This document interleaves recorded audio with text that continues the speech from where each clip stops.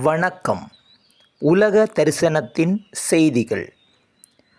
தமிழகத்தின் 12வது முதலமைச்சராக ஜோசப் விஜய் அவர்கள் தெரிவு செய்யப்பட்ட பின்னர் பல்வேறு விடயங்கள் அங்கு பேசு பொருளாக மாறியுள்ளன.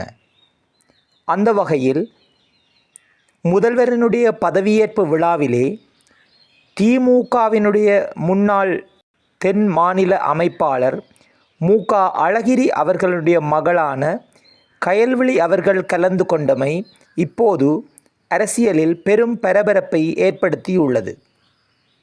ஆப்கானிஸ்தானில் கடும் பஞ்சம் நிலவி வருவதாக அங்கிருந்து வரும் செய்திகள் தெரிவிக்கின்றன.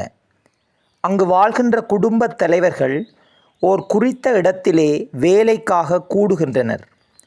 யாராவது அவர்களை வேலைக்கு அழைத்தால் அங்கிருந்து வேலைக்கு செல்கின்றார்கள். இவ்வாறு ஒரு வேலைக்காக 3 தொடக்கம் 5 நாட்களாக அந்த இடத்திலேயே தங்கியிருக்கின்றனர். இந்த நாட்களில் அவர்களுடைய குழந்தைகள் பானோடு அதை தொட்டு உண்பதற்கு சுடுநீரை தவிர வேறு எதுவுமின்றி மிகுந்த வறுமையில் வாடிக்கொண்டிருக்கின்றார்கள். சில பெற்றோர் தங்கள் குழந்தைகளை விற்கின்ற அளவிற்கு கூடி அங்கு நிலைமைகள் இருப்பதாக செய்திகள் தெரிவிக்கின்றன. நைஜீரியாவிலே திருமணத்தின் போது மணமகனே பெண்ணுக்குரிய அனைத்து பொருட்களையும் அன்பளிப்பாக வழங்குவர். அவற்றுள் மிதிவண்டி என்பது மிகவும் பிரதானமான ஒன்றாகும். கடந்த வாரம் நைஜீரியாவின் அஸ்கிரியா கிராமத்தில் திருமண நிகழ்விற்காக வாங்கி கொடுக்கப்பட்ட பொருட்களுள் மிதிவண்டி வாங்கி கொடுக்கப்படாமையால் குறித்த பெண் தனக்கு அந்த திருமணமே வேண்டாம் என்று கூறிய செய்தி அங்கு மிகவும் சுவாரஸ்யமான செய்தியாக பரவி வருகின்றது. அமெரிக்காவின் மிக்சிகன் பகுதியில் வீட்டிலே பாரிய தீயொன்று ஏற்பட்டது. இந்த தீ விபத்தினுள் தாயும் குழந்தையும் அகப்பட்டிருந்தனர். போலீசார் மிகவும் புத்திசாதுரியமாக செயற்பட்டு தாயையும் சேயையும் காப்பாற்றியுள்ளனர்.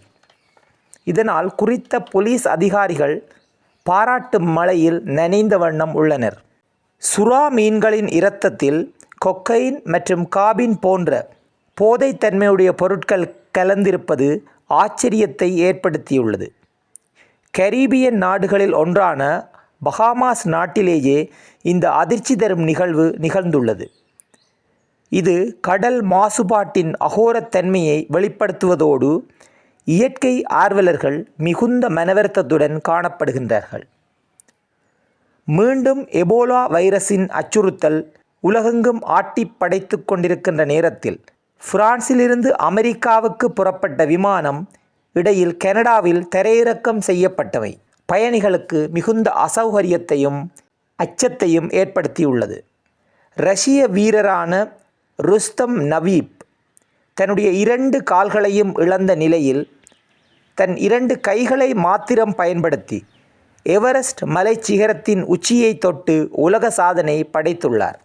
இஸ்ரேல் நடத்துகின்ற கண்மூடித்தனமான தாக்குதலினால் காசாவினுடைய பெரும் பகுதிகள் அழிந்துள்ள நிலையில் அங்குள்ள மக்கள் இடிந்த கட்டிடங்களினுடைய இடிபாடுகளை மீண்டும் புதிய கற்களாக பயன்படுத்தி வீடுகளை அமைத்து வருகின்றமை மிகுந்த மனவருத்தத்தை ஏற்படுத்தியுள்ளது. இது போன்ற உலக செய்திகளை அறிந்து கொள்ள உலக தரிசனம் செய்தியோடு இணைந்திருங்கள். மீண்டும் ஓர் செய்தி வீச்சில் உங்களை சந்திக்கும் வரை என்றும் உங்கள் அன்புடன் சசிகாந்த். நன்றி.